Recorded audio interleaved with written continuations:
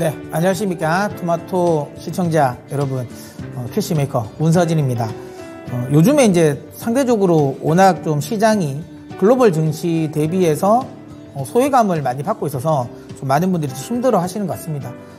우리랑 1월 초까지만 하더라도 좀 동조화를 보였던 일본 증시마저 최근 들어서 이제 급등을 하면서 더 상대적인 또 소외감을 많이 느끼고 있죠. 특히 나스닥이라든지 S&P 500 지수가 또 최근 들어서는 다시 반등이 나온단 말이에요. 근데 우리는 시장이 좀 빠졌다라는 거.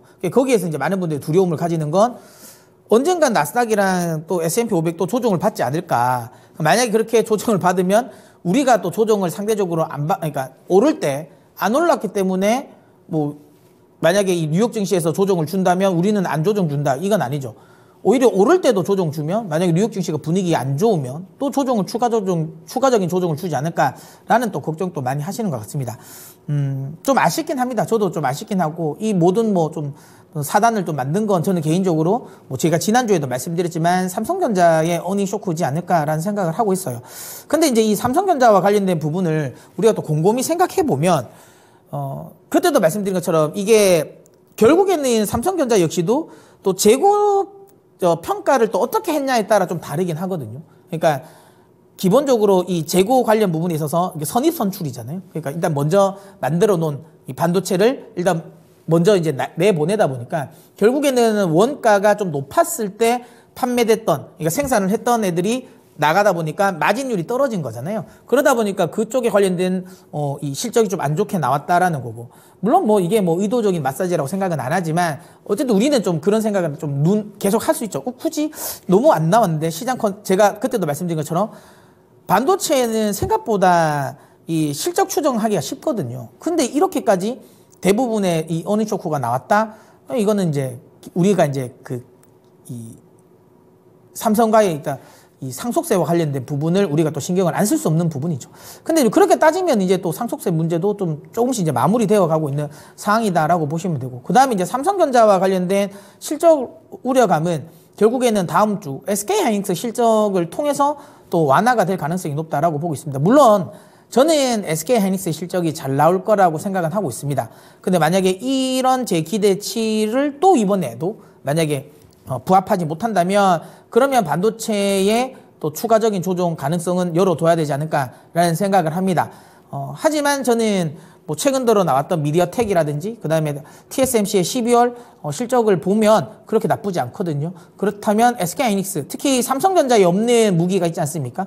HBM이라는 또 강력한 무기가 있기 때문에 삼성전자의 어닝 쇼크를 SK하이닉스가 좀 달래주지 않을까라고 생각을 하고 있어요. 그래서 어쨌든 그 분위기는 다음 주면 좀 반전되지 않을까라고 생각을 하고요. 오늘 우리 시장이 생각보다 좀 많이 조정을 준 이유는 다른 건 없습니다. 다들 아시는 것처럼 북한발 리스크인데 우리가 항상 역사적으로 우리가 알 수 있는 건 이런 지정학적인, 그러니까 북한 관련 지정학적인 리스크가 나왔을 때 그로 인해서 시장이 흔들렸을 때가 항상 좀 저점이었다라는 거잖아요. 이번에도 저는 그런 흐름이지 않을까 싶습니다. 물론 뭐 최근에 이제 원달러 환율이 다시 지정학적인 리스크가 또 터지면서 급등을 했기 때문에 쉽게 또 외국인들의 이 수급이 빠르게 또 유입될지는 조금 더 지켜보긴 해야 될 것 같아요. 그렇지만 뭐 실제로 전쟁이 난다 안 난다를 우리가 지금 판단할 사항은 아니지 않습니까? 왜냐하면 남북이 전쟁을 한다 실제로, 그러면 그거에 대한 리스크를 우리가 뭘 어떻게 관리를 할까요? 전쟁을 하면 그거에 대한 리스크라는 거는 사실 없지 않나요? 그래서 저는 굳이 만약에 실제로 진짜 전쟁이 나면 그때는 뭐 주식을 걱정할 게 아니지 않습니까? 그때는 우리가 생존을 걱정해야 되니까 저는 개인적으로는 가능성은 없다라고 보고 있고요. 결국에는 그러면 안 일어난다라는 가정하에서 그에 따른 노이즈로 주가가 조정을 받는다면 매수의 기회가 맞지 않을까라고 생각하고, 그래서 저는 오히려 오늘 같은 경우에 또 주가 같은 경우도 저는 뭐 이렇게 단기적인 흔들림이 있었지만 또 오후장 들면서는 또 말아 올렸다라는 거고, 그리고 이게 진짜 시장에서 굉장히 그에 대한, 그러니까 북한 도발과 관련된 우려감이 컸다면 그랬으면 방산주가 전반적으로 다 올랐어야죠. 근데 방산주도 또 개인 투자자들이 좋아하는 좀 이 테마주성, 그러니까 뭐 빅텍 같은 이런 종목들이 올랐지, 기존에 있던 나머지 종목들 뭐 하나 에어로스페이스라든지 그 다음에 한국항공우주라든지 현대로템 같은 이런 원래 이제 굵직한 방산주는 또 그렇게 힘을 못 썼거든요. 그런 걸만 보더라도 이번에는 제가 보기엔 그냥 단기 노이즈로 끝나지 않을까라고 생각을 합니다. 그래서 저는 지금 구간에서는 계속 매수의 관점에서 시장을 접근해야 된다라는 생각을 하고 있고요. 제가 그 1월 저점이 원래 저점이다라는 제가 뷰를 계속 강조드리고 있잖아요. 저는 그 뷰에 전혀 변화가 없다라는 점 계속 강조드립니다. 왜냐하면 매크로가 달라진 게 지금에는 전혀 없어요. 매크로는 변함없이 지금 계속 우호적이다라는 부분. 우리 시장이 소외된다. 좀 아쉽다. 하지만 언제까지 소외가 될까? 일본 증시에서 반도체 관련 기업들이 뭐 오늘은 좀 조정을 줬지만 계속 상승을 하고 있습니다. 일본 이 반도체 소재 소부장 종목들이 주력 납품하는 그러니까 거래처가 어디입니까? SK하이닉스, 삼성전자. 물론 TSMC도 있지만 SK하이닉스, 삼성전자입니다. 그들의 주가가 올라간다는 건 삼성전자, SK하이닉스의 실적에 대한 기대감이 있는 거고요. 그러면 결국에는 우리나라 소부장 관련 기업들 역시도 저는 낙수 효과를 분명히 보여줄 수 있다. 시간의 차이일 뿐이다. 순서의 차이일 뿐이다라고 생각되기 때문에 이럴 때 사셨으면 좋겠다라는 생각을 합니다. 뭐 시장에서 어쨌든 작년 이 반도체 관련 종목을 가장 이제 강하게 이끌었던 한미 반도체가 뭐 최근에 좀 이 조정이 좀 큰 폭으로 나와서 좀 걱정스럽긴 한데 제가 이 한미 반도체도 말씀을 드렸죠. 생각보다 너무 높다. 조정을 받으면 좋겠다. 55,000원 미만으로 빠지면 좀 좋을, 뭐 매수를 해볼 만하다라고 말씀을 드렸는데 어쨌든 그런 흐름을 지금 연출하고 있다라는 점. 오늘 또 제가 그렇게 이제 좀 평소에 너무 많이 올라서 못 샀던 종목들 이번 조정을 이용해서 또 살만한 종목들을 제가 또 소개를 시켜드릴 테니까 또 방송 끝까지 또 시청해 주시고요. 어쨌든 지금 현재 조정은 저는 뭐 빅세일이라고 봅니다. 지금은 올라도 주식을 올라도 사야 될 시장인데 떨어져 주면 오히려 더 적극적으로 매수를 해야 된다. 나는 현금이 없다. 버티셔야죠. 11월 달에 주가가 올라갈 때 개인 투자자들이 기관과 외국인들에게 물량을 많이 뺏겼습니다. 많이 뺏겼거든요. 이번에는 그렇게 안 하셨으면 좋겠다라는 생각이 듭니다. 원래 글로벌 전체적인 매크로 흐름이라든지 국내 바이오도 그렇고요. 그 다음에 반도체도 그렇고요. 업황적인 부분이 매우 긍정적입니다. 2차 전지는 하반기, 상반기에는 좀 부진하긴 하겠지만 2차 전지도 하반기부터는 또 흐름이 좀 좋아질 가능성이 높습니다. 이런 개인 투자자분들이 좋아하는 성장주 충분히 올해 흐름 나올 수 있다. 그렇기 때문에 이번 조정에 물량 뺏기지 마시고 오히려 현금 있으시면 전 좀 담아 가셨으면 좋겠다라는 말씀 드리도록 하겠습니다. 자, 그러면 오늘 준비한 내용 시작해 보도록 하겠습니다. 일단 첫 번째 종목인데요. 바닥 탈출 시그널. 오늘 어찌 보면 개인 투자자들 분들에게 가장 좀 관심을 모았던 종목이 아닐까라는 생각을 합니다. 뭐 대충 좀 눈치는 채셨을 것 같은데요. 맞습니다. 그 종목입니다. LNF입니다. 물론 제가 이제 LNF를 그럼 지금 자리에서 매수를 해야 되냐라는 관점에서 가지고 나오진 않았습니다. 왜냐하면 제가 방송을 통해서 2차 전지 말씀을 드릴 때 가장 이제 제가 양극재 중에 가장 이제 후순위다. LNF를 계속 부정적으로 받지 않습니까? 근데 그 시각은 저는 여전히 유효합니다. 뭐 뒤에도 왜 그런지를 또 설명을 드리겠지만. 아무튼 그럼에도 불구하고 많은 분들이 이 LNF의 추가적인 흐름에 대해서 굉장히 관심을 많이 가지실 것 같아요. 제가 참고로 이 배워야 산다를 하면서 대부분은 반도체 관련 기업을 제가 많이 소개시켜 드렸잖아요. 근데 유일하게 2차 전지 관련 종목을 제가 딱 한 종목을 소개시켜 드렸어요. 근데 그 종목이 엔캠입니다. 아시죠? 이거 혹시라도 뭐 썸네일 나오면 저기 있네요.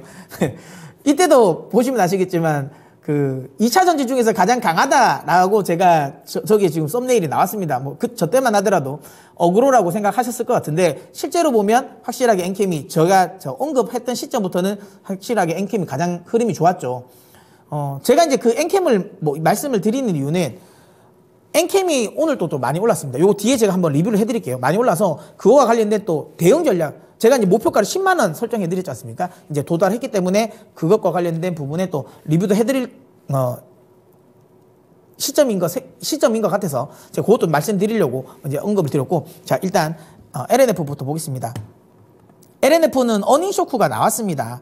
다들 아시는 것처럼 뭐 매출이라든지 매출도 시장에서는 한 9,600억. 원래 이거 1조 정도 넘었거든요. 근데 워낙 안 좋다고 보니까 일단 가이던스 자체가 많이 하향 조정되어 있었습니다. 근데 그것도 좀 이탈을 했다라는 거고 미스했죠. 그 다음에 이제 가장 이제 충격적인 건 영업이익이 마이너스 2,800억이 나왔다라는 겁니다. 뭐 시장 예상치는 그래도 한 70억 정도는 그래도 이제 수익을 보지 않을까, 이익을 보지 않을까라는 건데 영업이익이 굉장히 많이 깎였다. 근데 요거는 보면 아시겠죠. 영업이익은 그렇게 따지면 시장의 예상치를 크게 미스하진 않습니다. 뭐냐면 지금 이 LNF의 어니쇼크의 원인이 결국에는 재고자산 평가 손실을 많이 떨어낸 부분이거든요. 그게 이제 2천억이 넘으니까. 그러니까 거기서 대부분은 좀 매도 물량이 이 손실이 나왔다라는 거고요. 그러면 왜 이렇게 재고가 많았냐, 그리고 실적이 왜 이렇게 매출도 잘 안 나왔냐라는 건데요. 기본적으로 이겁니다. 셀 업체들이 대량으로 주문을 해놓고 그걸 인도를 안 해간 거죠. 그러니까 제가 예전에 그 LNF와 에코프로 BM을 비교를 하면서 왜 이 두 종목이 언제부터 이렇게 주가 차이가 났냐, 갈렸냐라는 걸 설명을 드릴 때 그런 말씀을 드렸어요. 그러니까 기업의 경영의 포인트가 좀 달랐다. 그러니까 LNF 같은 경우는 증설을 할 때 이 고객사에게 물으면 너희 얼마 우리에게 줄 수 있어? 얼마 줄 수 있다고? 오케이, 알겠어. 그럼 거기에 맞춰서 우리가 증설을 할게. 이런 식의 증설을 많이 했거든요. 근데 에코프로 그룹 같은 경우는 우리가 이만큼 증설을 해놓을 테니 이만큼 물량을 줘. 라는 방식으로 좀 공격적인 경영을 했습니다. 물론 당시만 하더라도 이게 너무 지나치게 공격적인 거 아닌가라는 걱정을 했지만 어쨌든 전기차 시대가 좀 개화가 되면서 양극재 수요가 폭발적으로 늘어났지 않습니까? 그러면서 오히려 이제 영업 방식은 에코프로 BM이 훨씬 더 이제 유리했던 거죠. 그러면서 그때부터 이제 격차가 나오고 그러면서 이제 고객사들 같은 경우도 좀 다변화를 못한 거죠. 왜냐하면 LNF는 증설이 막 잘 안 돼 있다 보니까 다른 고객사들 입장에서는 쉽게 이제 물량을 주긴 힘든다는 거죠. 근데 이제 에코프로 같은 경우는 굉장히 이제 증설을 좀 공격적으로 하다 보니까 뭐 추가적인 여러 이제 이 셀 업체들에게 또 물량을 받을 수 있는 이쪽에서 어쨌든 이 차이가 났다라고 보시면 되는데, 그래서 LNF는 제가 보기에는 그 경영에 대한 부분을 굉장히 실책이라고 생각하시는 것 같아요. 그래서 이제 원래 상반기에 엄청나게 많은 이제 이 셀 업체들이 주문이 들어가요. 뭐 셀 업체들이라고 하면 안 되죠. 그러니까 LG엔솔이죠.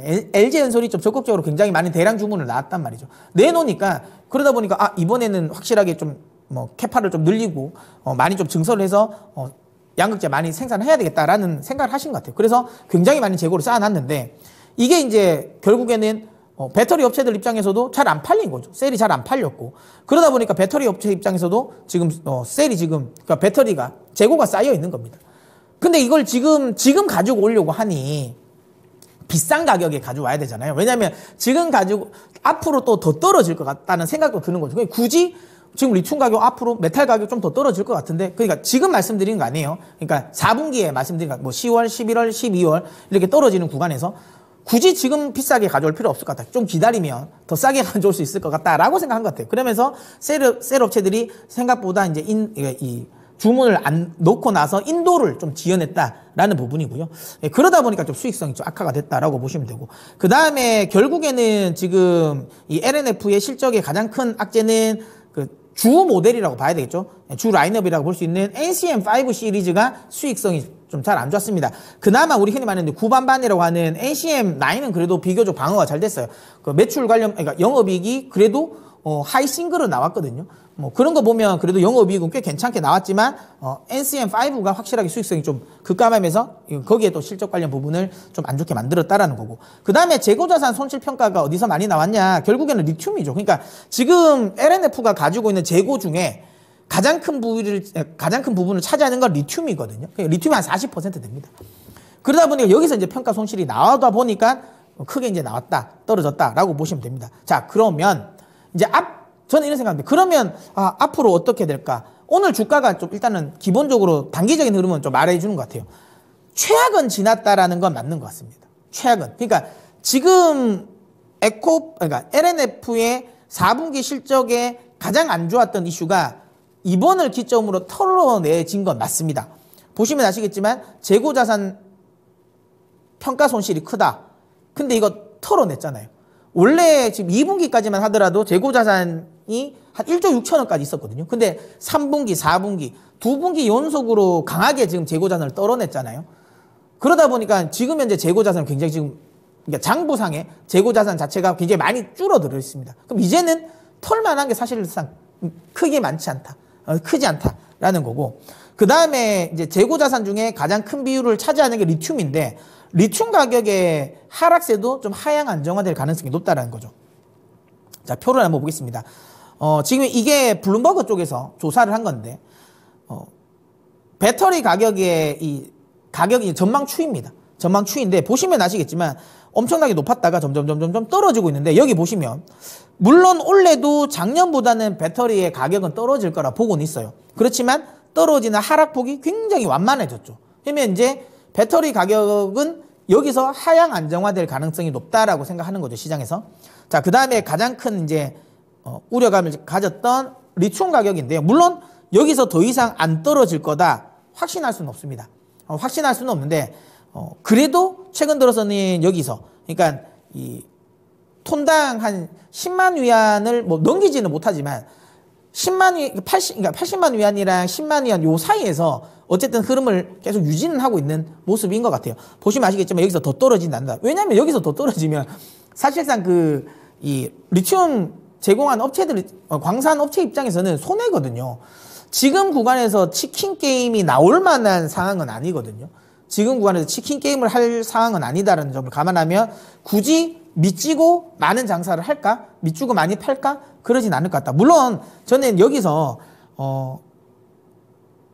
리튬 가격이 급등할 거다라고 예상하시는 분들도 계신데, 저는 개인적으로 그렇지는 않을 것 같습니다. 왜냐하면 리튬이 생각보다, 광산이 생각보다 너무 많아요, 지금. 그러니까 처음에는 리튬은 약간 히토류 느낌이 들었는데, 지금은 아시겠지만 중국이 뭐 리튬을 다 가지고 있다고 했는데 파보니까 아프리카에도 나오고, 그 다음에 내몽골 지역에서도 좀 발견이 됐죠. 하물며 유럽에도 지금 발견이 됐고, 그 다음에 남미, 그 다음에 호주 쪽에 나오고 있고, 그리고 핵심은 미국도 지금 조사해보니까 3군데나 지금 엄청난 매장에 리튬을 매장하고 있는 또 지역도 발견됐잖아요. 그래서 리튬은 이제는 그러니까 히토류나 이렇게 희귀광석은 아니라는 거죠. 만약에 캐면 캘 수가 있다. 근데 말 그대로 그럼 발견이 됐다고 다 캐는 건 아닙니다. 특히 선진국에서 발견되는 건 더 캐긴 힘들어요. 왜냐하면 리튬을 캐는 과정에서 환경오염이 굉장히 심하거든요. 그렇기 때문에 선진국들이 그걸 적극적으로 개발하진 않아요. 그러니까 미국에서 그게 나왔다고 해서 그러면 미국 쪽이 그렇게 뭐 공격적으로 리튬을 개발할까? 그렇진 않습니다. 그래서 뭐 그쪽이 광산을 개발했다라는 거와 실제로 리튬의 이 공급이 과잉된다라는 건 다른 말이긴 합니다. 하지만 리튬 가격이 만약에 너무 많이 오르면 결국에는 이걸 캘 가능성이 높겠죠. 그러니까 적당한 위치에서 유지가 되면 굳이 캘 이유가 없는데, 만약에 이게 어느 정도 너무 높게 올라가 버리면 캘 가능성이 높다라는 거죠. 그렇다면 지금 구간에서 리튬 가격이 뭐 예전의 흐름을 그러니까 지난해 상반기 같은 흐름을 연출할 수 있을까? 쉽지는 않을 것 같다. 하지만 어쨌든 근데 지금 가격보다 더 떨어지기는 쉽지 않지 않을까라는 생각이 드는 거죠. 그렇다면 이번 4분기 실적의 가장 큰 악재라고 느껴졌던 모든 부분을 털어냈다라는 거죠. 털어냈다. 자, 그러면 우리는 이렇게 생각할 수 있죠. 아, 오늘 그렇게 되면 반등을 했으니까 이제는 그러면 추세 상승인가? 악재를 다 걷어냈으니까 그러면 이제는 다시 한번 추세 상승을 나오는 거냐? 라고 생각하실 수도 있는데요. 저는 그거는 좀 아직까지는 조금 더 시기상조지 않을까? 그에 대한 기대감은. 왜 제가 이렇게 말씀을 드리냐면, 실적이 예를 들어 최악이 지난 건 맞아요. 그러면 최악을 지나서 업황이 개선되는 거가 기대가 되면, 그러면 4분기가 바닥이 맞고 그러면 추세 상승할 가능성이 높습니다. 그런데 1분기 실적에 대한 부분도 기대감이 크진 않죠. 여기서 더 빠지지는 않지만 그러면 확 좋아질까? 그것도 아니라는 거죠. 지금 현재 그나마 그래도 LNF가 실적이 안 좋게 나왔음에도 불구하고 반등이 나왔던 이유 중에는 양극재 관련 섹터 중에서는 가장 못 갔기 때문에, 그렇기 때문에 저는 오늘 반등이 나온 거라고 보고 있고요. 추세 반등은 좀 다릅니다. 추세 반등을 하기 위해서는 실적이 찍히는 걸 다시 그러니까 회복되는 걸 확인해야 되는데 1분기 실적 역시도 지금은 좋지 않다. 라는 거고. 그 다음에 또 하나는 LNF의 고질적인, 그러니까 핵심적인 그 악재라고 해야 되나요? 그 아킬레스건. 약점이 개선되지 않았습니다. 제가 양극재 업체들 중에서 LNF를 가장 이제 부정적으로 봤던 이유 중에 하나가 기본적으로 너무 고객사가 너무 단순하다. 물론 테슬라 내재와 관련 이슈가 있긴 한데 그래도 어쨌든 핵심은 LG 엔솔이거든요. 물론 LG 엔솔이 글로벌 셀 업체 중에 뭐 CATL을 제외하면 가장 큰 회사는 맞습니다. 그래서 분명히 그쪽만 이 영업을 해도 되긴 해요. 원래 같으면. 근데 LG엔솔은 최근에 누구를 키워주고 있습니까? LG화학을 좀 적극적으로 키우고 있지 않습니까? 오히려 자기 그룹사 내에서 수직 계열화를 하고 싶어 합니다. 그렇다면 점점 LNF 쪽의 캐파는 계속 좀 줄어들지 않을까라는 또 이런 이제 불안감이 있는 거죠. 이게 근본적으로 해소되지 않는다면 주가가 추세적인 상승을 하기는 쉽지 않지 않을까라는 생각을 합니다. 그래서 요건 좀 필수라고 보고 있고요. 다만 그러면 여기서 더 추가적인 하락이 나올 것이냐, 이건 차트 보면서 말씀드릴게요. 그렇지는 않을 것 같아요. 저는 여기 보면 10월 형성됐던 이 저점이 있지 않습니까? 14만 원 정도가 되겠네요. 이걸 깨고 내려갈 것 같지는 않습니다. 어쨌든 실적의 최악은 지났다라는 건 인식이 됐기 때문에 이걸 깨고 내려갈 것 같지는 않습니다. 그리고 지금 시간외로 지금 뉴스가 나왔죠. 물론 이것도 역시 뭐 시장에서는 다 알고 있었던 재료긴 합니다. 코스피 이전 상장과 관련된 부분인데 이게 지금 이제 허가가 떨어진 거죠. 신청이 허가가 돼서 이제 코스피 이전 상장을 한다라는 거죠. 그럼 거기에 대한 또 모멘텀이 또 발생을 한 게 맞습니다. 제 개인적인 생각에는 이거 사실 장중에 좀 뉴스가 흘러나온 게 아닐까요? 외국인 기관들이 이거 관련 부분에 좀 이슈가 좀 미리 좀 알고 좀 적극적으로 매수를 담은 게 아닌가라는 생각이 드는데 어쨌든 시간외로 뉴스가 나왔고 그에 따라서 이거는 뭐 호재는 맞죠. 나중에 또 이전 상장 되고 났을 때는 어떻게 될지는 모르겠지만 이전 상장 되기 전까지는 확실하게 수급에 대한 기대감이 붙기 때문에 충분히 추가적인 반등은 가능하다라는 겁니다. 하지만 앞서도 말씀드린 것처럼 그러면 그 이슈로 인해서 뭐 35만 원은 아니고 30만 원을 그러면 뚫고 넘어갈 수 있을 것이냐라는 거죠. 쉽지 않다. 왜냐하면 펀더멘탈이 바뀐 게 없거든요.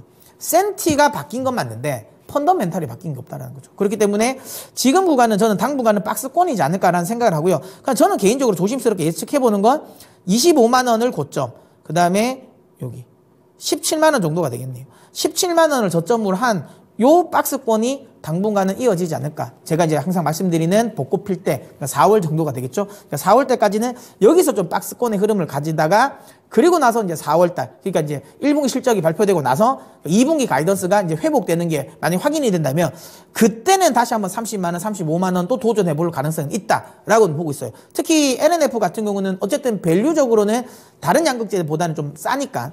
뭐 근데 지금은 또 싸지는 않습니다. 왜냐면 실적이 너무 안 좋게 나와가지고. 네, 뭐 지금은 또 마냥 뭐 에코프로 BM보다는 싸다라고 말은 하긴 어렵지만 그래도 어쨌든 1분기나 2분기에 실적이 개선되는 게 나온다면 그때는 뭐 밸류가 다시 싸지겠죠. 아무튼 그때 되면 25만 원을 뚫고 30만 원, 35만 원 가지 않을까라는 생각을 합니다. 지금은 어쨌든 단기적으로는 흐름이 아직까지는 조금 더 막힐 가능성이 높다라고 보고 있어요. 그래서 LNF는 만약에 가지고 계신다면 내가 아주 장기 투자자라고 하면 홀딩은 맞는 것 같다. 왜냐하면 10월 저점을 깨지는 않을 것 같아서. 왜냐하면 제가 왜 자꾸만 10월 저점을 중요하게 말씀드리냐면요. 10월 저점의 부근에서도 손절을 안 하신 분이 대부분이실 거 아니에요. 만약에 이걸 뭐 예를 들어 15만 원 정도에서 샀다. 그러니까 지금 수익이다라고 하시면 저는 박스권 매매, 그러니까 25만 원에서 수익 실현하시고 또 떨어지면 다시 잡으시라는 말씀을 드리고 싶은데 그게 아니라 이 위에서, 그러니까 30만 원 위에서 내가 사서 물려내러 오신 분들 같은 경우는 결국에는 그러니까 12만 7천 원이 왔음에도 불구하고 매도를 안 했잖아요. 근데 지금의 어쨌든 악재를 다 털어낸 상황에서 이걸 손절을 하는 건 의미가 없다라는 생각을 합니다. 그래서 손실이 있는 분들은 지금까지는 버틴다면 장기적으로 버티시면 될 거라고 보고 있어요. 그래서 나는 장기 투자를 할 거다라고 하시면 가져가시는 게 맞고요. 그게 아니라 난 단기로 보고 시세 차익, 단기 시세 차익을 보고 들어왔다라고 하면 말씀드린 것처럼 이제 17만 원을 저점, 그 다음 25만 원을 고점으로 한 요 박스권 매매를 하셨으면 좋겠다라는 말씀 드리도록 하겠습니다. 그 다음 이제 엔캠을 말씀드릴게요.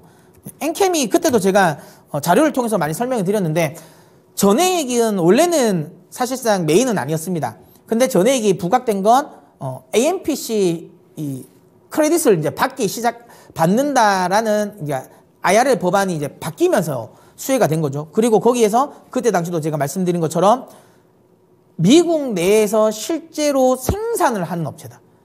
지금 솔브레인 홀딩스랑 그다음에 엔캠이 있다. 동아 기업도 미국 내 진출은 이야기는 나오지만 뭐 그때도 말씀드린 것처럼 유럽 쪽에 헝가리에 진출했는데도 원래 계획도로 참 못 뽑아내고 있다. 양산을 못 하고 있다. 대량 생산을. 그럼 이제 와가지고 또 미국에 또 공장 짓고 또 이렇게 하려면 시간은 하세월일 가능성이 높다. 그러면 이미 공장을 세우고 실제로 물량을 뽑아내는 업체가 훨씬 더 유리하다, 훨씬 더 주목을 해볼 만하다라고 말씀드렸고, 그때 이제 제가 엔캠을 말씀드렸는데, 다행스럽게 흐름이 좋게 나왔습니다. 근데 이제 저는 그런 생각이에요. 그때 제가 목표가를 10만 원을 제시해드렸거든요. 근데 일단은 제가 제시해드렸던 목표가는 도달했습니다.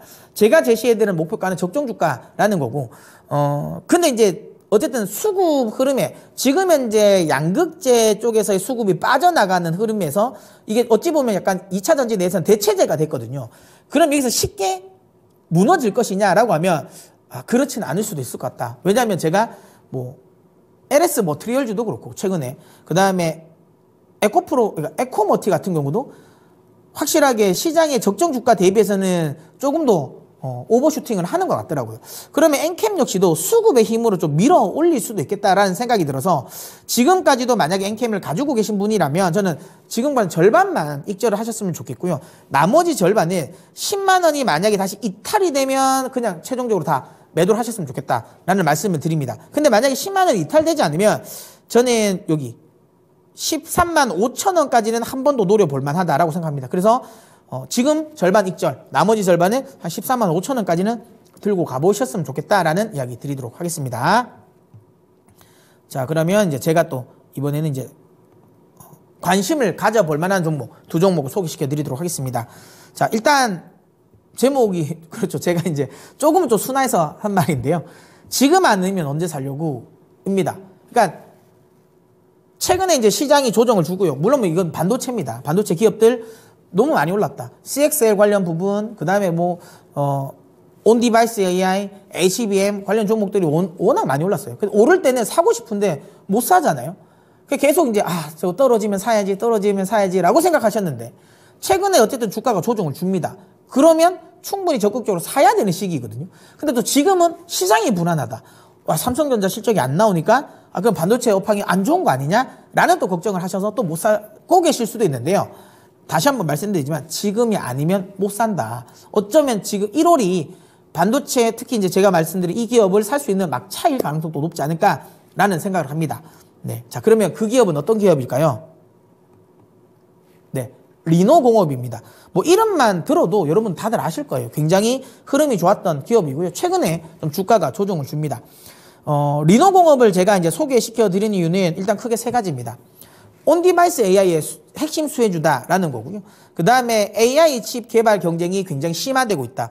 그로 인한 그 관련 칩들의 테스트 물량은 증가한다라는 거고, 그 다음에 동종업종 대비해서 피어가 굉장히 좀 낮다, 저평가다라는 겁니다. 하나씩 살펴보도록 하겠습니다. 일단 기본적으로 리노공업의 주요 고객사입니다. 보시면 아시겠지만 최근에 잘 나가는 기업들을 다 고객사로 가지고 있습니다. 일단 뭐 엔비디아 고객사로 가지고 있죠. 그 다음에 차량용 반도체 관련돼서 어쨌든 1등 기업이라고 보는 NXP, 그 다음에 ST, 그 다음에 SK하이닉스, 그 다음에 지금 현재 일본에서 또 엄청 핫한 어드반테스트, 그 다음에 삼성전자, 그 다음에 AI의 어쨌든 핵심 수혜주가 될 수 있는 퀄컴, 그 다음에 지금 이 오사트 업체 중에서 또 두 번째로 큰 암코, 뭐 이런 것, 뭐 눈에 보이는 브로드컴부터 해서 우리가 알고 있는 웬만한 팹리스 업체, 오사트 업체, 거기에 IDM 업체들은 다 고객사로 두고 있다라고 보시면 됩니다. 그러니까 지금 말씀드린 이 업체들이 다 어떤 핵심주입니까? AI 핵심주지 않습니까? 온디바이스 AI 핵심주지 않습니까? 그러니까 결국에는 이들이 AI 관련 부분에 있어서 투자를 많이 한다라는 건 리노공업의 수익이 늘어난다라는 거죠. 리노공업이 어쨌든 뭐 HBM에도 수혜가 되고, 그 다음에 온디바이스 AI도 수혜가 되고, 그리고 최근에 또 이슈가 있는 CXL에도 또 수혜가 되는 종목이다라고 보시면 됩니다. 자, 그러면 리노공업이 어떤 제품을 만드냐라는 건데요. 이게 이제 흔히 말하는, 여기서 보면 리노핀이라고 하는데요. 요게 우리가 이제 전문용어로 포고핀이라고 합니다. 포고핀이라고 하는데, 딱 보면 아시게 무슨 이 침처럼 생겼지 않습니까? 이게 쉽게 말하면 볼펜을 보면, 우리가 모나미 볼펜을 보면 이 심을 열면 그 모나미 볼펜 안에 보면 이렇게 그 볼펜 심지가 있지 않습니까? 그거라고 연상하시면 훨씬 더 이해하시기 편하실 거예요. 물론 그게 뭐 100% 그렇다라는 건 아닌데 거의 구조가 좀 비슷하긴 합니다. 그래서 볼펜심을 생각하시면 되고요. 이게 그러면 왜 이게 좋냐? 이게 뭐가 그러니까 메리트가 있냐라는 건데요. 이 포고핀 방식으로 이 칩을 검사하는 칩들이 대부분 비메모리 쪽입니다. 여기 보니까 우리가 아는 뭐 AI 엑셀러레이터라든지 그 다음에 온디바이스 AI 쪽에서 들어가는 AP 칩이라든지 그다음에 CPU라든지 이런 것들이 대부분 다 포고핀 방식으로 검사가 됩니다. 물론 최근에는 그러니까 ISC가 주력을 하고 있는 러버핀 방식도 굉장히 좀 많이 발전을 했어요. 그래서 일부 이 저전력 반도체 정도는 충분히 하긴 합니다. 하지만 아직까지 아주 정밀한 AP라든지 CPU라든지 GPU라든지 뭐 NPU라든지 이런 것들에 대한 검사는 여전히 포고핀 방식을 고수하고 있다라는 거죠. 다들 아시는 것처럼 지금 대부분의 이런 이 CPU라든지 GPU 같은 경우가 솔더블 방식이지 않습니까? 이렇게 뒤집어 보면 이게 볼처럼 동그란 게 탁탁탁탁 박혀 있죠. 그게 솔더블 방식으로 패키징이 돼 있는데 결국에는 거기에 이제 맞춰서 끼워서 그 솔더볼에 이 작용을 딱 여기 보이시는 네, 이 볼펜심 같은 거 끝을 탁 마주치는 겁니다. 그래서 전기적 신호를 넣어서 이게 전기가 잘 된다 안 된다를 검사를 하는 거거든요. 자, 근데 이건 AP칩도 그렇고 그 다음에 뭐 NPU도 그렇고요. 뭐 TPU 그 다음에 뭐 GPU 이런 것들이 대부분이 다 물론 최근에는 AI 관련 부분에 있어서의 워낙 많은 수요, GPU 같은 거 엄청난 수요가 나오기 때문에 이걸 뭐 그러니까 다품종 소량 생산이라고는 할 수는 없지만 어쨌든 많은 고객사를 둬야 돼요. 그러니까 기본적으로 뭔가 딱 하나 획일화되어 있지 않습니다. 일반 메모리처럼. 그러다 보면 고객사도 많다 보니까 이런 방식은 기본적으로 다품종 소량 생산에 굉장히 유리하다라는 거고요. 그러다 보니까 마진율이 높습니다. 지금 마진율이 한 평균적으로 40%가 됩니다. 엄청나죠. 자, 그러면 이걸 또 어떤 방식으로 만들기 때문에 그만큼 마진율이 높냐라는 건데요. 장인 정신이 필요합니다. 이거 굉장히 첨단 제품인데 거기서 무슨 장인 정신이 나오냐라고 생각하실 수 있지만 리노공업을 지금 제가 이게 자료는 없는데 리노공업의 이 업장을 가보면 사람들이 굉장히 많습니다. 이 포고핀을 만들 때 물론 일반 기본적인 틀을 만드는 건 당연히 정밀 기계가 깎는데 거기에 볼심을 놓고 요 나름의 안에 이 내부 구조에 뭔가를 채워 넣는 건 대부분의 사람들이 합니다. 이게 기계가 아직까지 할 수 없는 아주 정밀한 부분이거든요. 그러다 보니까 이게 의외로 진입장벽이 굉장히 높습니다. 진입장벽. 왜냐하면 숙련공들이 필요하거든요. 아무리 내가 뭔가 예를 들어 기계 자동화가 돼 있으면 초반에 투자하는 비용은 많이 들지만 어느 정도 돈만 있으면 자본만 있으면 그 결국에는 이제 자본의 논리로 가버리거든요. 규모의 경제로 갈 수 있기 때문에 생각보다 진입장벽이 낮단 말이에요. 근데 이건 이런 장인으로 사람의 손으로 만들어야 되다 보니까 결국에는 숙련공들이 필요합니다. 물론 뭐 숙련공들을 빼갈 수 있다라고 생각하실 수도 있지만 쉽지 않거든요. 그러다 보니까 그 숙련공들을 쉽게 키울 수는 없거든요. 그러다 보니까 진입장벽이 굉장히 높다. 글로벌적으로도 4개 회사밖에 없습니다. 이걸 만들 수 있는 회사가 4개밖에 없다. 그리고 그중에 뭐 사실 2개는 그냥 유야무야 정도고 뭐 아주 그 기술력이 뛰어나다라고 보기는 어렵고요. 결국에는 그냥 글로벌 탑티어 두 회사가 뭐 경쟁을 한다라고 보시면 될 것 같아요. 그래서 어쨌든 진입장벽도 굉장히 높다라는 거. 그래서 앞서 말씀드린 것처럼 GPU, CPU, NPU, 뭐 TPU, 뭐 거기에 AP까지 어쨌든 AI 붐의 바람이 불면서 관련 이 제품들이 많이 생산이 된다. 그럴 때 수혜가 되는 건 결국 그걸 검사를 해야 되지 않겠습니까? 근데 이 검사는 포고핀 방식으로 한다. 근데 포고핀을 만들 수 있는 회사가 많지 않다. 근데 거기에 마진율도 높다. 업황 좋아지고 진입장벽 높고 마진율이 높다. 안 살 이유가 없다라는 거죠. 그 다음에 이제 리노공업 같은 경우는 포고핀 방식도 있지만 이제 최근 들어서는 이제 그러니까 쉽게 말하면 이 열 처리를 하는 과정에서 또 테스트를 하는 열 처리 테스트를 하는 또 이 소켓도 최근 들어는 또 개발을 해서 이쪽 관련 부분에 또 추가적인 또 매출도 나온다라고 보시면 될 것 같아요. 그리고 이제 이거는 뭐 제가 굳이 설명을 ISC를 또 관심을 또 가지시는 분이 계실 거니까 이것도 뭐 제가 준비했으니까 뭐 간단하게 설명해 드려보도록 하겠습니다. 대표적으로 이제 소켓은 러버형 소켓이랑 그다음 핀형 소켓. 이게 이제 포고핀형 소켓인데요.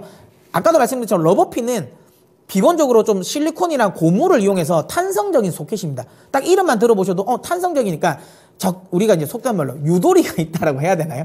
아주 정확하게 맞물리지 않아도 이게 어느 정도만 맞물리면 이게 검사가 됩니다. 그러다 보니까 좀 범용적으로 활용이 되겠죠. 우리가 흔히 말하면 기성복이라고 할 수 있는, 그러니까 이 포고핑 방식은 맞춤복을 검사하는 거고요.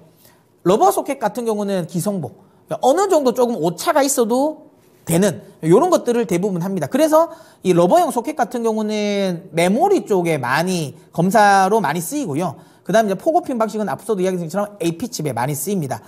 그리고 이제 러버형 소켓 같은 경우는 대량 생산이 가능해요. 그러다 보니까 가격도 좀 상대적으로 좀 저렴하다라고 보시면 되고, 그리고 러버형이다 보니까 이 말랑말랑하죠. 그러다 보니까 이 칩을 끼웠다 뺐다 할 때 이 반도체의 손상이 좀 적습니다. 근데 포고핀 방식은 아무래도 좀 딱딱하다 보니까 끼웠다 뺐다 할 때 잘못하면 반도체 또 손상이 있다는 또 단점이 있어요. 하지만 이건 각각의 장단점이고 사실상 하는 역할은 다릅니다. 그러니까 러버핀 방식은 물론 ISC 같은 경우는 러버핀으로 실리콘 이 소켓 가지고 지금 이 비메모리도 검사를 어느 정도 할 수 있다라고는 하지만 실제로 이런 팹리스 업체들은 원하지 않습니다. 기본적으로 팹리스 업체들이 검사를 할 때는 요구를 하는 건 이 포고핑 방식으로 요구를 합니다. 그래서 저는 그냥 깔끔하게 이거는 정리를 하시는 게 맞다. 그러니까 내가 AP나 이런 CPU 같은 비메모리 쪽에 업황이 좋아질 거다라고 생각하면 리노공업을 사시는 게 맞고요. SK하이닉스의 어쨌든 근데 참고로 HBM을 러버 소켓으로 검사를 합니다. 그래서 HBM이 SK하이닉스의 DDR5라든지 HBM이 잘 팔릴 것 같다라고 하면 ISC를 사시면 됩니다. 이렇게 구분이 된다라고 보시면 돼요. 자, 그리고 아까도 말씀드린 것처럼 동종 피어 대비해서 굉장히 낮다라는 거고요. 여기 나왔던 ISC, TSE 이건 사실 경쟁사라고 보기는 어렵습니다. 좀 다르긴 해요. 다르긴 하고 리노공업이 어쨌든 포고핀 방식은 좀 독보적이라고 보시면 되고요. 지금 보면 ISC가 굉장히 많이 올랐죠. 국내 어쨌든 동종업종 피어 대비해서는 지금 리노공업이 많이 주가 자체가 최근에 오르긴 했지만 여전히 상대적으로 좀 저평가다라는 거고, 영업이익이 어쨌든 가장 높습니다. 40%로. 이 세 회사 중에서는 가장 높고요. 그 다음에 아까도 말씀드린 것처럼 이제 글로벌 내에서도 보시면 그렇게 높진 않다. 아까 말씀드린 순서대로입니다. 지금 현재 2위거든요. 1위고. 근데 1위와의 어쨌든 격차가 밸류에이션의 격차가 너무 큽니다. 그러니까 기본적으로 여기에 대한 또 키 맞추기도 진행될 가능성이 높지 않을까라는 생각을 합니다. 그래서 리노공업은 지금 구간이라면 충분히 한번 관심을 가지고 보셔도 되는 종목이 아닐까라고 생각을 해요. 자, 그러면 차트를 보면서 가격자를 보겠습니다. 바닥 대비 많이 올랐습니다. 거의 2배 가까이 올랐죠. 지금 한 11만 원 정도 하던 주가가 23만 원까지 거의 갔으니까 굉장히 바닥 대비는 굉장히 많이 올랐다. 선뜻 손은 가진 않는다라는 생각이 하실 수 있습니다. 그리고 어쨌든 역사적 신고가도 돌파를 했습니다. 그런데 중요한 건 올라갈 때 굉장히 관심을 가지는데 여기서 또 밀리다 보니까 이거 고점이 아닌가라는 생각을 하실 거예요. 그러다 보니까 주가가 조정을 줌에도 불구하고 적극적으로 들어가기 힘들다라는 건데요. 제가 앞서 방금 말씀드린 것처럼 AI 시장 자체가 굉장히 커지고 있습니다. 하물며 너무 명확하지 않습니까? CPU라든지 GPU, 특히 GPU의 사용량은 늘어날 수밖에 없어요. 근데 고객사가 엔비디아입니다. 이번에 엔비디아가 어제도 뉴스가 나왔죠. 그러니까 지금 인도의 요타 기업인가요? 그러니까 AI 관련 기업이 지금 엔비디아에 추가적으로 발주를 더 넣었다. 5억 불 정도를 더 넣었다고 하지 않습니까? 그래서 최종적으로 10억 불 규모의 또 GPU, 그러니까 AI 액셀러레이터에 대한 주문을 넣었다라는 거죠. 중국 쪽에 대한 매출이 빠지면서 거기에 대한 우려감이 있었는데 그걸 지금 인도가 다 메워주고 있습니다. 그러면 엔비디아의 어쨌든 이런 이 실적에 대한 우려감, 매출에 대한 우려감은 크지 않다라고 보시면 되고요. 그럼 결국에는 엔비디아를 주요 고객사로 두고 있는 리노공업 역시도 여전히 수요는 견조할 것이다 라고 보시면 되고요. 그 다음에 퀄컴이라든지 온디바이스 AI와 관련돼서 지금 어쨌든 갤럭시 24가 다음 주에 언팩 행사를 이번 주죠. 이번 주 언팩 행사를 하지 않습니까? 물론 시장에서 어떤 반응일지는 모르겠습니다. 그렇지만 전작에 대비해서 화끈하게 많이 바뀌었거든요. 그러면 전작 대비 판매가 늘어날 가능성이 높다라고 봤을 때 거기에 관련된 AP, 엑시노스라든지 그 다음에 스냅드래곤 어떤 것들이 많이 어떤 것들이 많이 팔리더라도 어쨌든 갤럭시 24가 팔리면 두 개 다 모두 많이 팔린다. 그럼 거기에 대한 AP칩에 대한 검사 삼성전자가 리노 공업을 통해서 포고핑 방식으로 한다는 거죠. 뭐 이런 것들 역시도 긍정적이다라고 보시면 됩니다. 그래서 어쨌든 지금은 저는 주가만 단순히 보면 차트만 보면 겁나는 구간은 맞다. 하지만 지금 구간에서 눌려주면 저는 고점은 아니다. 여전히 성장성의 훼손이 없다. AI 시장 자체는 지금이 이제 개화를 한다라는 감안한다면 충분히 더 업사이드는 있다라고 생각이 되기 때문에 저는 만약에 밀린다면 61선 수준까지는 조정을 줄 수 있을 것 같아요. 그러면 한 18만 원 정도 되겠죠. 여기까지 밀린다면 충분히 저는 매수를 해볼 만하다라고 보고요. 만약에 매수를 했는데 더 밀린다라고 하면 여기 한 16만 원 정도, 16만 5천 원 정도 되겠네요. 16만 5천 원 정도에서 2차 매수까지 하셔서 평단가 낮추시고 그리고 기다리신다면 저는 25만 원까지는 충분히 저는 갈 수 있다. 이게 왜냐하면 ISC 대비해서 적정 주가를 키 맞추기를 한다면 글로벌 주요 티어 그룹가의 키 맞추기도 필요 없습니다. 그냥 국내의 ISC와의 키 맞추기만 한다 하더라도 25만 원까지는 충분히 노려볼 수 있는 종목이라고 보기 때문에 그까지 보고 한번 매매를 하셨으면 좋겠다라는 말씀 드리도록 하겠습니다. 자, 이제 끝으로, 자, 히든 종목입니다. 제가 이제 시간이, 되면, 제가 조금 더 설명을 많이 드릴 건데, 어쨌든 최선을 다해 보도록 하겠습니다. 오늘 가지고 나온 종목은 제가 계속 말은 많이 드렸어요. 말은 많이 드렸는데, 계속 이제 안 가지고 나왔던 종목. CXL 관련 종목인데요. CXL 관련해가지고 시장에서 굉장히 핫하잖아요. 그래서, 이거, 뭐 지금 이미 다 끝난 거 아닌가? 지금 테마가 끝난 거 아닌가? 라고 생각하시는 분들도 계실 것 같은데 그렇지 않습니다. CXL을 제대로 공부를 하면 이건 단순 테마로 끝날 이슈는 아닙니다. 확실하게 시장에 좀 중기적인 이 테마로 자리 잡을 가능성이 높다. 그러니까 뭐 테마라기보다 트렌드로 자리 잡을 가능성이 높은 섹터라고 보시면 될 것 같아요. CXL의 단순 매출, 그러니까 뭐 CXL 관련해서 뭐 CPU 이쪽도 말고요. 그냥 CXL D램, CXL SDD 여기만 그냥 놓고 봐도 2028년까지 매출 규모는 20조가 넘습니다. 요것만 보더라도 굉장히 큰 시장이죠. 놓치면 안 되는 시장이다라고 보시면 되고요. 다만 지금은 계속 기대감만으로 가거든요.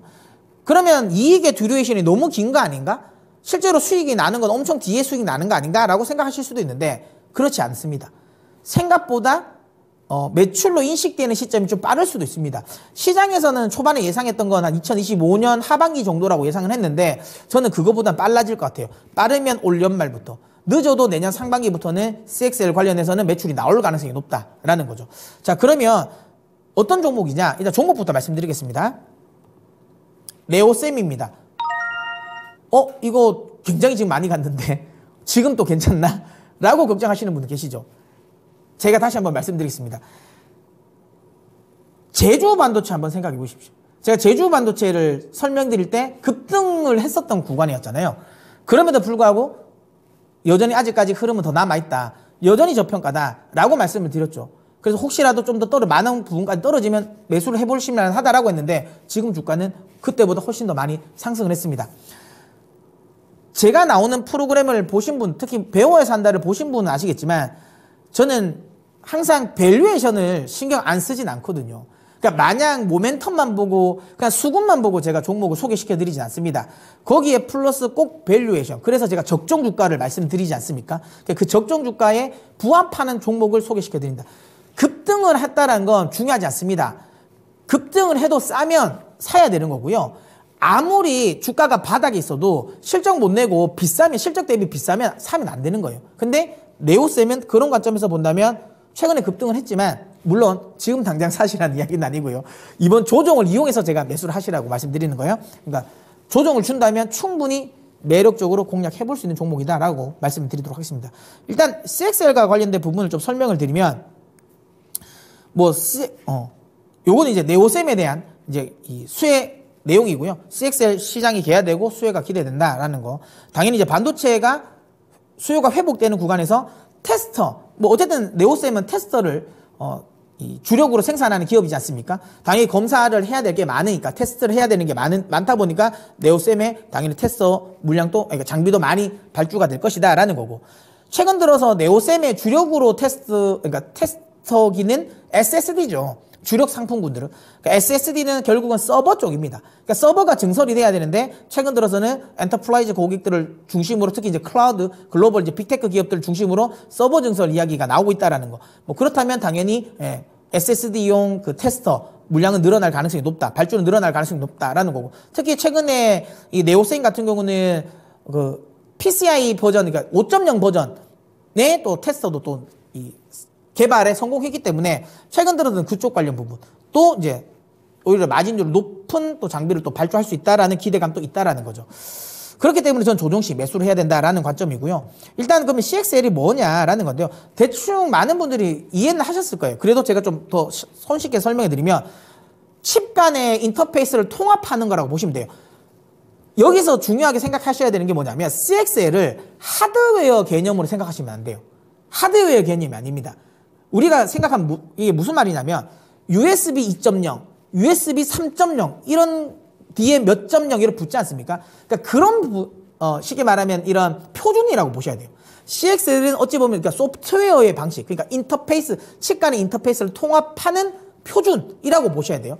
그 표준을 가지고 하드웨어를 만들면 CXL D램이고, 그걸 이제 D램으로 만들면 CXL D램이고, 그걸 SSD에 접목을 하면 CXL SSD인 겁니다. 무슨 말인지 아시겠죠? 그러니까 CXL 자체가 그냥 하드웨어라고 생각하시면 안 돼요. 그럼 이건 어떤 인터페이스 통합이냐?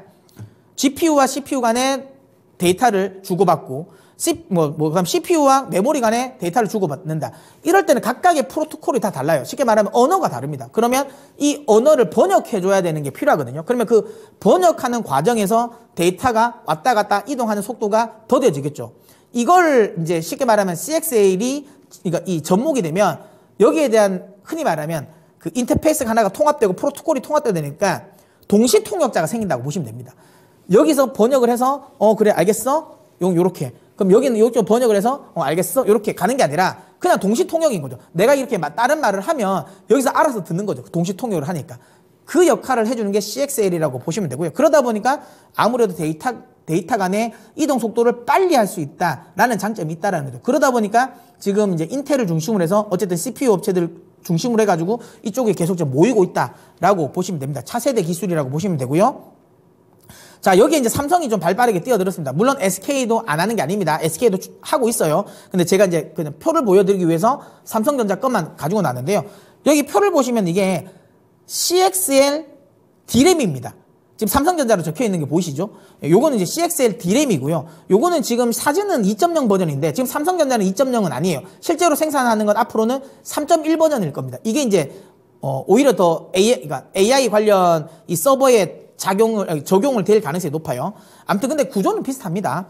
자, 요게 이제 CXL D램이라고 보시면 되고요. 여기 보시면 아시겠지만 D램이 많이 들어가 있죠, 지금. 요 D램이 많은 걸 들어갔고 이거를 관리를 하는 게 여기 은색으로 보이는 게 CXL 컨트롤러입니다. 요 컨트롤러로 통해 가지고 뭐 메모리 풀링이라든지 이런 것들을 하면서 데이터를 원활하게 효율적으로 관리하고 속도를 높인다라고 보시면 돼요. 자, 그다음에 지금 그림으로 나오는 건 옆에 보면 낸드라고 나와 있지 않습니까? 이게 이제 CXL 컨트롤러가 그다음에 여기 낸드가 붙으면 뭐다? 이게 CXL SSD입니다. 자, 어쨌든 CXL이 하드웨어로서의 지금 시간감이 조금 더 심도 있는 건 다음에 혹시라도 시간 되면 말씀드릴게요. 자, CXL이 적용되는 D램과 SSD가 나온다면 굉장히 좋은 건 뭐냐면 속도가 빨라집니다. 그 다음에 메모리 관리가 굉장히 쉬워진다라는 거죠. 그러니까 메모리 풀링이라고 해서 예전에는 CPU 하나당 적용되는 메모리가 최대 적용되는 메모리가 한 16개 정도가 됩니다. 근데 이 CXL을 적용을 하면 CXL 내부에 지금 D램이 엄청나게 많이 깔려 있잖아요. 이걸로 충분히 용량이 더 많이 늘어난다라는 거고. 그러면 어떤 그림이냐면 이런 겁니다. 예전에는 CPU가 메모리를 하나하나씩 끌었었다면 CXL로 메모리가 이 풀링이 되면 메모리를 크게 하나 중심으로 해서 거기에서 이제 CPU가 하나하나씩 꽂혀서 이 메모리를 공유한다라고 보시면 됩니다. 그럼 굉장히 좀 효율적이겠죠. 그래서 이쪽 관련 부분이 지금 서버를 증설을 하려는 입장에서는 이게 훨씬 더 비용이 덜 들거든요. 효율적이고 더 빠르고 그러다 보니까 이쪽으로 많이 나갈 수밖에 없다는 거고. 그 다음에 이 CXL 같은 경우는 SK도 동일하고요. 그러니까 삼성전자도 동일합니다. 방식이 PCIe를 기본으로 하는 CXL입니다. 이게 또 무슨 말이냐면 기존에 있는 슬롯이 흔히 말하는 게 D램 슬롯이 D램 꼽는 아니면 그래픽 카드라든지 아니면 SSD 카드를 꼽는 슬롯이 있지 않겠습니까? 그게 지금 글로벌 표준이 PCIe 버전이거든요. 근데 거기에 그냥 슬롯에 그냥 꽂으면 됩니다. 특별하게 슬롯을 바꾸지 않아도 돼요. 그러니까 메인보드를 바꾸지 않아도 그냥 거기에 있는 걸 꽂으면 CXL D램이 작동이 됩니다.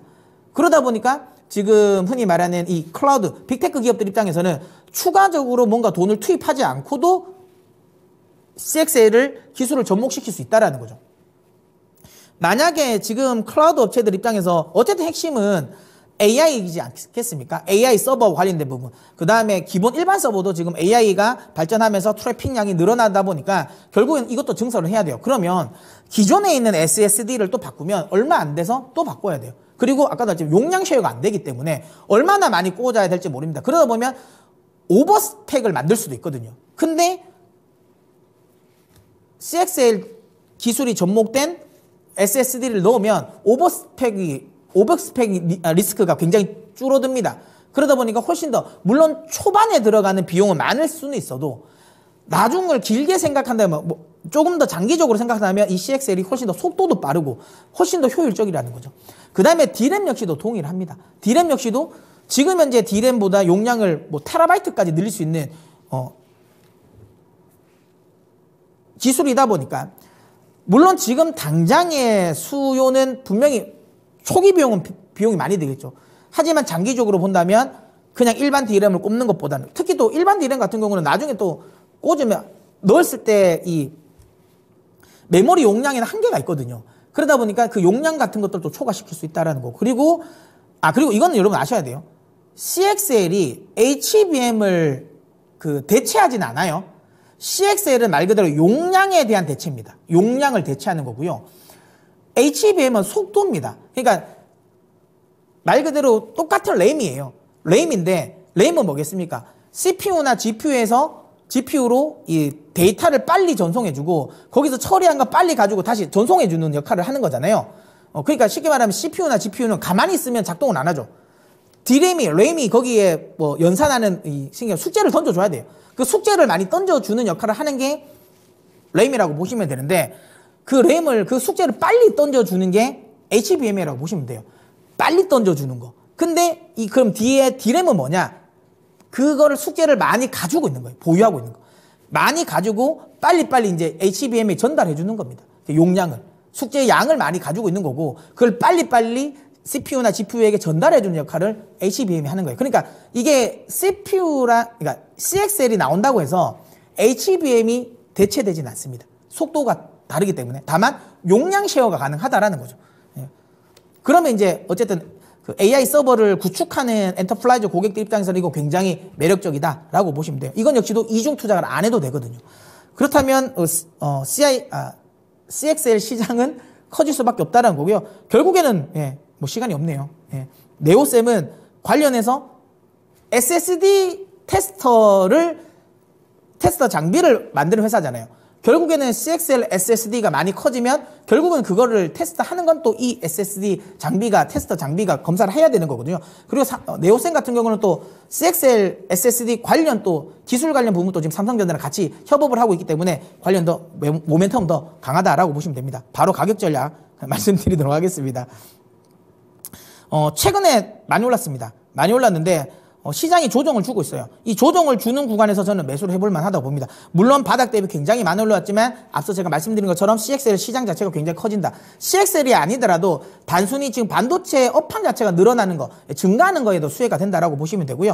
저는 10,000원에서 11,000원 구간에서는 충분히 분할 매수 가능하다라고 보고 있고요. 일단 저는 1차 목표가는 16,000원 설정. 15,000원 설정을 해드립니다. 1차 목표가는 15,000원, 손절가는 8,000원 설정해드리고 대응하셨으면 좋겠습니다.